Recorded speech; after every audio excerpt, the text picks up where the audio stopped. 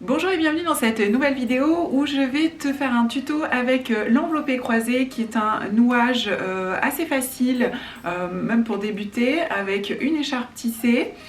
C'est un nouage que j'aime bien parce qu'il permet pas mal de choses et c'est pour ça que j'ai décidé de vous le faire en vidéo. Tout d'abord, un petit rappel vite fait sur les vidéos que je fais, les tutos que je fais. C'est avant tout, ça peut servir en post-atelier, donc avec les parents que je reçois en atelier. J'aime bien qu'ils aient une petite vidéo en soutien si besoin après l'atelier, s'ils ont besoin de se remémorer, notamment s'ils ont fait un atelier pendant la grossesse, ça peut être vraiment intéressant. Ça peut aider aussi si on a déjà manié un petit peu les écharpes, ça donne un petit coup de pouce, mais c'est vrai que pour débuter vraiment totalement, c'est plus conseillé de faire un atelier physique avec une monitrice proche de chez vous. Je vous mettrai en barre d'infos plein de liens, dont notamment une liste des monitrices en France que vous pouvez trouver près de chez vous. Si on prend une écharpe tissée, donc qui n'est pas extensible, elle peut être très bien en 100% coton, lin, ce que vous voulez. Et pour un tout petit bébé, on va prendre une écharpe pas trop épaisse, et pour un plus grand, si on a besoin de soutien, on va prendre une écharpe plus épaisse. Ça vous aidera au niveau du dos notamment à bien supporter le poids. Donc on prend le milieu de l'écharpe qui est souvent indiqué, qui est tout le temps indiqué par une étiquette. On le met sur la poitrine, juste au-dessus de la poitrine. Donc on va passer l'écharpe en fait sous ses bras, sous ses aisselles. Donc là je vous montre de dos, on va passer un pan, je le prends par le pan du dessus, par le bord supérieur, et je le monte sur mon épaule opposée. Donc je l'ai croisé, voilà, comme ça, en le prenant par le bord supérieur, j'emmène le tissu de façon organisée, pour pas faire de vrille. Pareil pour l'autre côté. Donc ici je prends le pan par le bord supérieur et je viens l'emmener sur mon épaule opposée. Voilà, donc ici on a un bandeau et c'est ce bandeau que l'on va mettre, qu'on va placer dans sur les creux de genoux de notre enfant. Donc il nous faut un enfant maintenant. Voilà, j'ai pris mon bébé contre moi, donc je le laisse dans sa position naturelle, je ne force pas son écart, je ne le rapproche pas non plus. Les études ont montré d'ailleurs qu'il y a plus de risque de faire du mal au niveau des hanches en forçant les genoux à se rapprocher. Donc non, on laisse son enfant comme il est et on le positionne comme ça devant. Vous allez voir qu'on peut porter autrement. Pour l'instant, je vous montre une façon vraiment basique de faire l'enveloppé croisé. On va positionner donc le pan de tissu sur ses creux de genoux. Alors, on peut passer la main à l'intérieur du bandeau pour aller, voilà, englober les pieds. Ça peut être une façon assez simple. Si on a besoin, on desserre un petit peu le bandeau ici.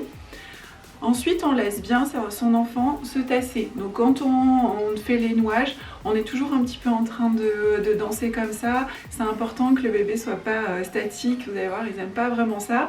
Donc on continue de balancer, s'il faut on marche. On marche avec un pas un petit peu lourd comme ça pour le laisser se tasser. De façon à ce que ses fesses basculent bien et remontent les genoux comme ça au-dessus de ses fesses. Hein. Donc on le laisse bien se mettre sur la petite balançoire et ensuite quand c'est bon on va prendre le pan qui est au dessus, donc là c'est mon pan du dessous, donc en général on les trouve plus facilement près ici de son aisselle, plus facilement, je vais regarder de l'autre côté, voilà, on le remonte tout en gardant une main ici qui soutient la base. Donc ça soutient en même temps, ça tient le tissu pour pas en prendre trop. Donc petit à petit, on remonte dans le dos jusqu'à la nuque. Pour un plus grand, on n'aura pas nécessairement besoin d'aller jusqu'à la nuque parce qu'ils aiment bien sortir les bras. Mais voilà, là j'ai un petit bébé, main près du visage. J'ai un petit bébé voilà, qui aime bien se recroqueviller. Donc on va le laisser comme ça. Notez que déjà là maintenant, donc j'ai les pans relativement bien serrés. Déjà là, on a un certain maintien du fait d'avoir le tissu qui se croise comme ça dans le dos, on a un certain maintien. Évidemment, un vrai bébé, je ne vais pas le lâcher. Mais là, j'ai un poupon, je vous montre, il ne se passe pas grand chose. Hein. Évidemment, au bout d'un moment, il va commencer à descendre. Mais ce que je veux dire, c'est que n'ayez pas peur, si vous suivez les étapes, n'ayez pas peur parce que en tenant votre enfant, il ne se passera rien. Faites-vous confiance et faites confiance à votre enfant. Si besoin, vous arrêtez. Si votre enfant a faim, a besoin d'être changé, a besoin d'autre chose, on n'insiste pas, surtout quand on débute. Voilà. Ensuite, on va avoir besoin de serrer l'écharpe. Donc là, je vais prendre le bord qui est ici près de mon cou et je vais tirer vers le haut. Je soutiens mon enfant par la base. Éventuellement, je le remonte un petit peu. Par exemple, s'il était placé trop bas, la tête doit être sur une partie dure, pas dans la poitrine en ce qui concerne les femmes, pour que son enfant respire bien. Donc à partir de là, une partie où c'est dur. Donc s'il y a besoin, je le remonte un petit peu. Là, je vais serrer comme ça. J'attrape ensuite un petit peu plus de tissu et je serre. Je continue toujours à maintenir bien la tension. Donc là, j'avance petit à petit. Voilà.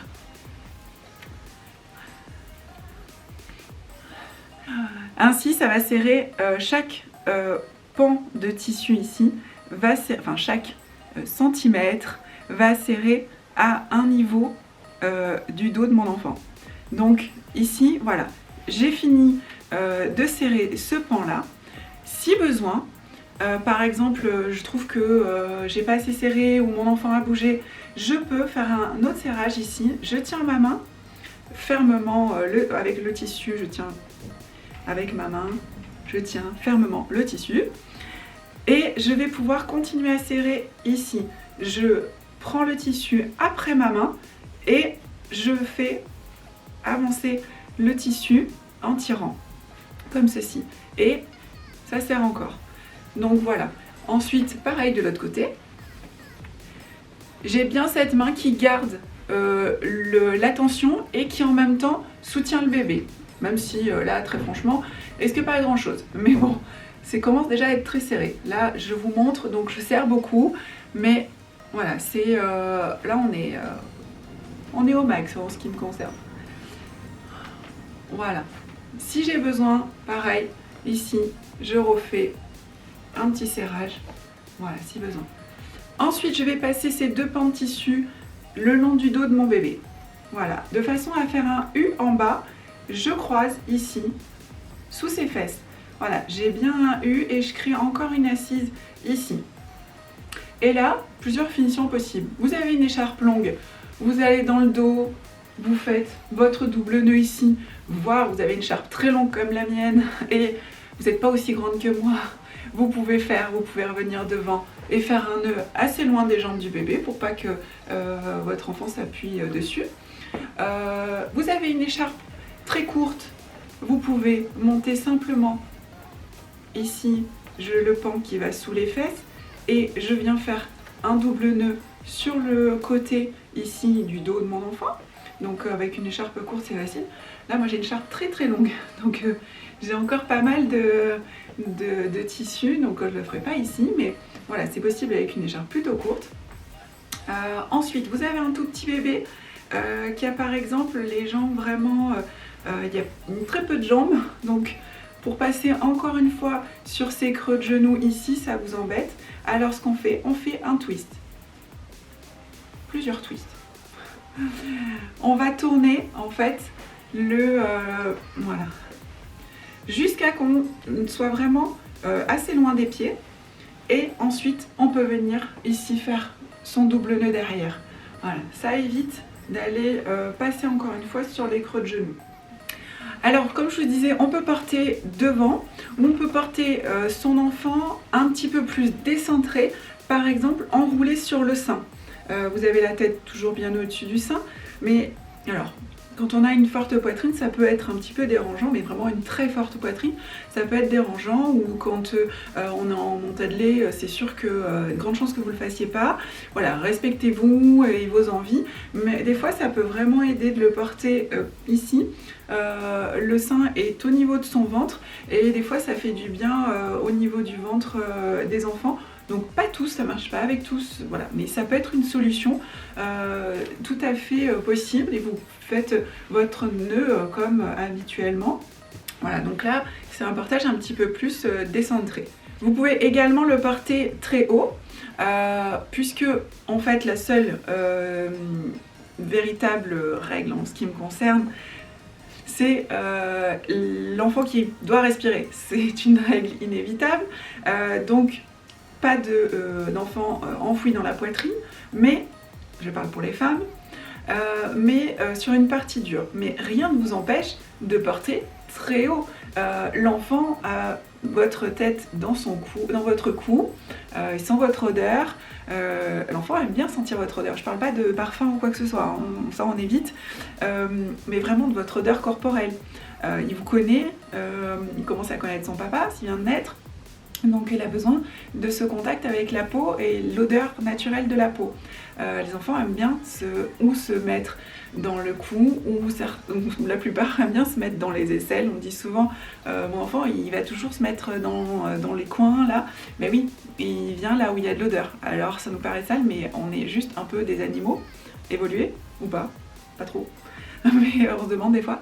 Mais en fait, voilà, on a besoin, bébé a besoin d'être en contact avec l'odeur, donc pas de souci de porter très haut. Alors évidemment, ça va un petit peu vous déranger peut-être pour bouger la tête, mais bon, des fois on s'adapte, hein, donc tout le temps on s'adapte en fait avec des enfants. Donc voilà, je peux avoir mon enfant très très haut comme ça, si ça lui plaît, si ça lui convient. Une autre possibilité aussi, c'est de l'avoir vraiment encore beaucoup plus haut que ça, c'est-à-dire vraiment sur l'épaule. Là, ça peut aider quand on a un enfant par exemple qui a beaucoup de mal à digérer, à faire des rots assez souvent, et donc du coup dans cette position ça va aussi beaucoup l'aider. Donc c'est vraiment très très haut sur l'épaule. C'est vrai que c'est vraiment pas facile pour faire sa vie, mais bon, parfois on a juste besoin de survivre. Donc là, surtout avec un nouveau-né. Donc là, ça peut vraiment aider certains parents et certains bébés. C'est vrai que c'est pas ce qu'on voit habituellement, mais la vraie vie impose aussi de faire des choix différents, alternatifs. Quand vous avez un enfant qui a besoin de voir aussi un petit peu plus sur l'extérieur, on me le dit souvent, mais mon enfant il veut voir tout le temps ailleurs et tout. Bon, c'est vrai qu'il découvre. On peut aussi lui proposer une position légèrement, avec des jambes légèrement asymétriques. Alors, j'entends asymétrique, c'est-à-dire un bébé qui a une jambe qui remonte un petit peu plus que l'autre, et ce qui fait que son corps est à un quart tourné. Voilà, c'est vraiment, je ne parle pas de cette position où les deux jambes sont rapprochées, que je n'affectionne pas particulièrement parce que justement les deux genoux sont très rapprochés. J'ai pas spécialement envie de forcer ça, donc voilà, c'est tout à fait personnel. Je sais que cette position existe.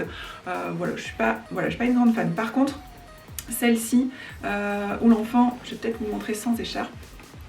L'enfant a une position un petit peu, je sais pas, vous aimez pas dormir comme ça, vous? Moi j'aime bien dormir, vous voyez pas mes jambes là, mais avec une jambe légèrement surélevée, enfin très surélevée même, et c'est un peu cette position dont je vous parle. Donc les mains près du visage. Donc là j'ai une jambe qui va être légèrement contre moi, tournée. Voilà, donc l'enfant a une position, le dos légèrement tourné comme ceci. Voilà, donc ça c'est possible, c'est tout à fait possible, ça ne me dérange pas du tout. Enfin, vous n'avez pas besoin de mon avis en fait, mon aval en tout cas, mais voilà, c'était pour vous dire que c'est possible. Ça peut aider certains enfants à accepter le portage, parce que des fois c'est vrai que certains enfants ont du mal avec le portage face à son parent. Pas qu'ils vous aiment pas, hein, pas du tout, c'est pas du tout la question, mais voilà, c'est comme ça. Donc il y en a certains qui préféreront une position un petit peu décentrée comme ça.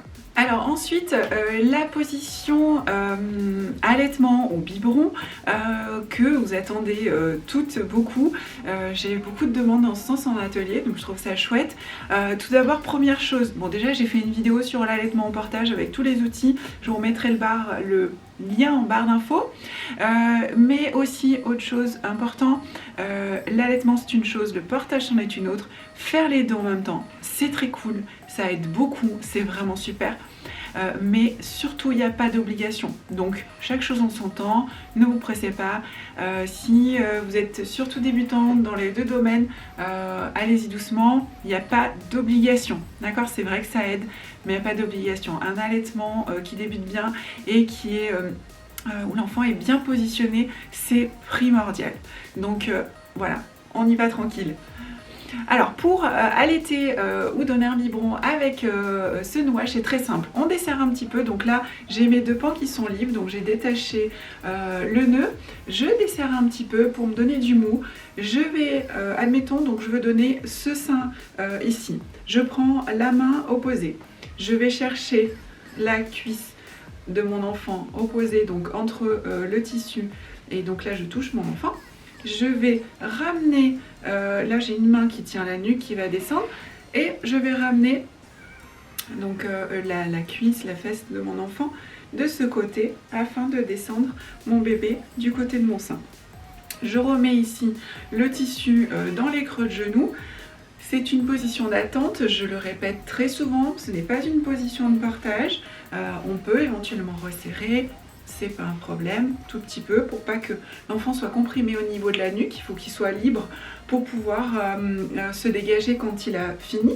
Voilà, donc c'est important, et c'est pour ça que voilà, en position d'attente, on a toujours les mains ici évidemment près de son bébé et on surveille ce qui se passe. En biberon c'est pareil, sauf que vous avez votre enfant qui est plus tourné comme ceci, donc les deux bras sont maintenant proches de lui. Voilà, donc je serre encore un petit peu, voilà. Et donc je peux lui donner son biberon comme ça.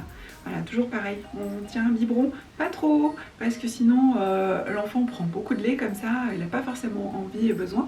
Donc on tient un biberon toujours assez bas avec juste un peu de lait dans la tétine. Mais peut-être que j'en reparlerai à un autre moment de ça. Mais voilà, donc c'est un nouage simple pour donner à manger à son enfant. Donc ensuite, évidemment, donc on le repositionne correctement. Toujours une main qui est là sur mon enfant entre l'écharpe et lui. Je remets tout le tissu correctement. Voilà, le surplus dans les creux de genoux. Et je refais mon nouage. Alors une autre possibilité c'est de rajouter, là vous avez une seule couche de tissu, c'est de rajouter encore une voire deux couches de tissu, ce qui ferait jusqu'à 3 couches de tissu sur le dos du bébé. Alors pourquoi? Parce que quand l'enfant prend du poids, une seule couche ça peut un peu tirer peut-être sur les épaules. Ça dépendra aussi de votre écharpe, mais quand même au bout d'un moment une seule couche ça peut être léger, et ça peut vraiment aider d'avoir une deuxième voire une troisième couche. Ça peut être aussi utile si vous souhaitez faire des volts, d'avoir le tissu un petit peu plus comment dire, descendu sur l'épaule, de façon à répartir le poids. Moi je sais que j'ai pas d'affection tellement particulière à porter avec un bandeau comme ça sur les épaules, ça me tire un petit peu au bout d'un moment, donc j'aurais tendance à préférer faire une volte. Donc je vous montre ce pan de tissu, voilà. Il est bien droit comme tout à l'heure. En fait, je vais le faire descendre un petit peu sur l'épaule et je vais passer, donc ce bord-là va venir sur la nuque de mon bébé en passant par l'intérieur. Je tourne, je fais rentrer le bord du tissu ici, j'échange, hop, et je le fais monter sur le dos, au niveau de la nuque. Donc en fait, ce tissu qui est là, qui serre là sur mon épaule descendue, sur mon bras, va passer ici dans le cou de mon enfant. Ensuite, je passe donc le tissu qui était là, je le fais descendre sous les fesses de mon bébé, et ce tissu qui est ce bord là, ce pan là, il va descendre, rejoindre l'autre. Vous m'avez suivi? Je recommence. Alors, dans un premier temps, on va bien serrer ce pan-là dont on va se servir après, je le mets là dans mes genoux, ou sous vos pieds, comme vous voulez. Voilà, je le coince dans les genoux. Comme ça, il est toujours bien maintenu. Je referai un serrage après, mais là, je m'occupe de celui-ci. Je descends le pan sur l'épaule. Je prends mon bord qui est à l'extérieur, je le ramène vers l'intérieur. Donc là, j'échange pour que ce soit plus pratique, j'échange de main. Hop, et je monte le tissu sur le haut, sur la nuque de mon enfant, ou en tout cas le haut du dos. Voilà. Donc là, j'ai créé une volte sur mon épaule. Ce qu'on va faire, parce que là en général on a un peu desserré, voire beaucoup, je fais le serrage de tout à l'heure. J'ai une main qui tient, j'ai l'autre qui va tirer sur le tissu pour serrer pan par pan, faire un serrage pli par pli.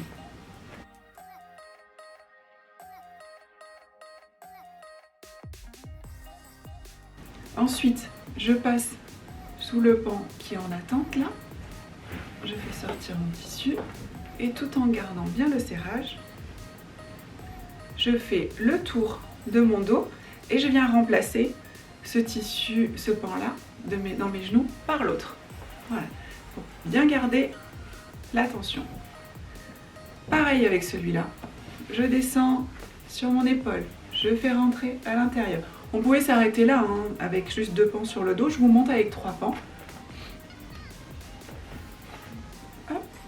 Sur le dos, j'englobe bien, je fais pas de plis, fais toujours attention de ne pas avoir de plis, ça pourrait créer des tensions sur le dos de mon enfant. Donc voilà, pareil, je maintiens là et je fais mon serrage.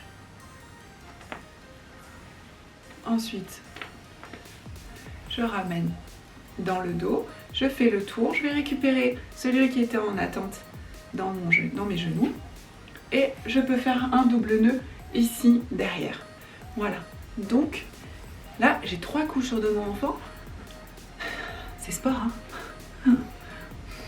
C'est vraiment du sport le portage, surtout avec un grand et là j'ai un poupon.